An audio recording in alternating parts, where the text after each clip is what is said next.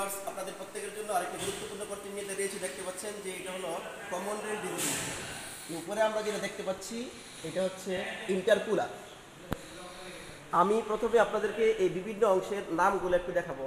সেটা হলো যে এই কমন রেল ডিজিল ইঞ্জিনের নামগুলো হচ্ছে, এক নম্বরে দেখতে পাচ্ছেন আপনারা, এটা হলো টার্বোচার্জার, তারপরে এটা হলো ইন্টারকুলার। আমরা নামগুলোকে দেখি, তারপরে এখানে চলে আসি আমরা। এটা হলো কমন রেলের ইনজেক্টর, তারপরে হচ্ছে এটা হলো কমন রেলের রেল, এটা হচ্ছে রেল সেন্সর, এটা হচ্ছে রেল সেন্সর, এটা হলো ইনটেক ম্যানিফোল্ড। এখন মোটামুটি আমরা এটুকু বুঝলাম। এখন কাজটা আমরা দেখি, যখন ইঞ্জিন চালু হবে তখন যে একজস্ট গ্যাস আছে এখানে, সেই একজস্ট গ্যাসের এখানে যে টার্বোচার্জারের মাধ্যমে যে একজস্ট গ্যাসটা এখানে ইন্টারকুলারের মাধ্যমে যাবে, যাওয়ার পর এখানে ইনটেক ম্যানিফোল্ডে চলে যাবে। ইনটেক ম্যানিফোল্ডে যাওয়ার পরে আবার সেই একজস্ট গ্যাসটা সিলিন্ডারের ভিতরে প্রবেশ করবে, ফলে আবার সাকশন কম্প্রেশন হয়ে সেই একজস্ট গ্যাস আবার বের হয়ে যাবে।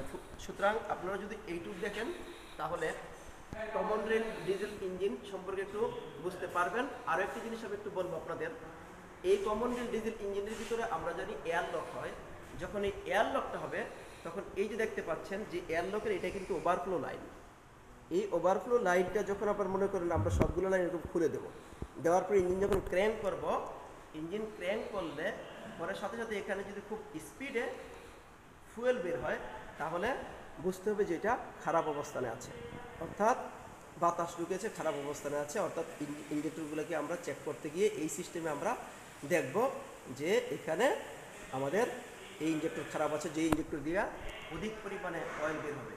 আর যদি কম পরিমাণে অয়েল বের হয় তাহলে বুঝতে হবে যে ইঞ্জেক্টর এটা ভালো অবস্থানে আছে। এরকম করে প্রত্যেকটি ইঞ্জেক্টর আমরা সহজে পরীক্ষা করতে পারি। ধন্যবাদ সবাইকে।